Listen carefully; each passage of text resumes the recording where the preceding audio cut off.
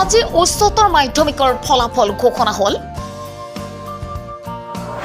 ফলাফলত উৎফুল্লিত হৈ পৰিছে গোৱালপাৰা গুৰুকুলা একাডেমীৰ ছাত্ৰ ছাত্ৰীৰ লগতে শিক্ষক শিক্ষয়িত্ৰীসকল। গোৱালপাৰা চহৰৰ আশাৰীৰ ব্যক্তিগত শিক্ষানুষ্ঠান গুৰুকুলা একাডেমী। এই ব্যক্তিগত শিক্ষানুষ্ঠান গুৰুকুলা একাডেমীয়ে ছিনিয়ৰ ছেকেণ্ডাৰী স্কুলৰ পৰা এইবেলি ৭৮ গৰাকী পৰীক্ষাৰ্থীয়ে অৱতীৰ্ণ হৈছিল উচ্চতৰ মাধ্যমিক পৰীক্ষাত। ইয়াৰে ৭৬ গৰাকী পৰীক্ষাৰ্থী উত্তীৰ্ণ হ'বলৈ সক্ষম হৈছে। সৰহসংখ্যক উত্তীৰ্ণ হোৱাত উৎফুল্লিত হৈ পৰিছে বিদ্যালয়ৰ ছাত্ৰ ছাত্ৰীসকলে।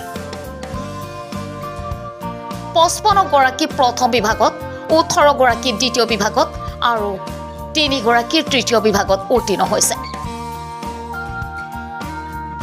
ইয়াৰে নিমু নিহৰুবা জামান, আৰিফ আখতাৰ জামান আৰু কে মাৰাকে ৯০% নম্বৰ লাভ কৰি শিক্ষাৰ্থীৰে উত্তীৰ্ণ হৈ গৌৰৱ কঢ়িয়াই আনে ব্যক্তিগত খণ্ডৰ বিদ্যালয় গুৰুকুলালৈ।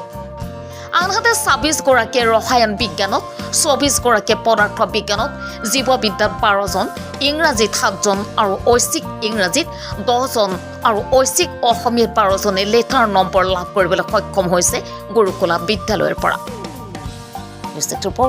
First news.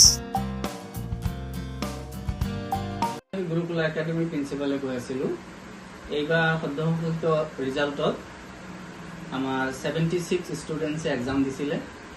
তাৰ ভিতৰত 2জন ষ্টুডেণ্টছে 90 পাবলৈ সক্ষম হৈছে, 12জন ষ্টুডেণ্টে আপোনাৰ ষ্টাৰ মাৰ্কছ পাইছে, 4জন ষ্টুডেণ্টছে আপোনাৰ ডিষ্টিংশ্যন পাইছে, 55 ষ্টুডেণ্টছে ফাৰ্ষ্ট ডিভিজন পাইছে আৰু বাকীখিনি আপোনাৰ ছেকেণ্ড ডিভিজন আৰু 2জন ষ্টুডেণ্টছে থাৰ্ড ডিভিজন পাইছে। আগন্তুক এক্সামত আমাৰ ফলাফল ইয়াতকৈ ভাল হ'ব বুলি আমি আশা ৰাখিলোঁ আৰু সকলোৰে পৰা দোৱা আশীৰ্বাদ বিচাৰিলোঁ যাতে আমি ইয়াতকৈ ভাল ৰিজাল্ট কৰিব পাৰোঁ।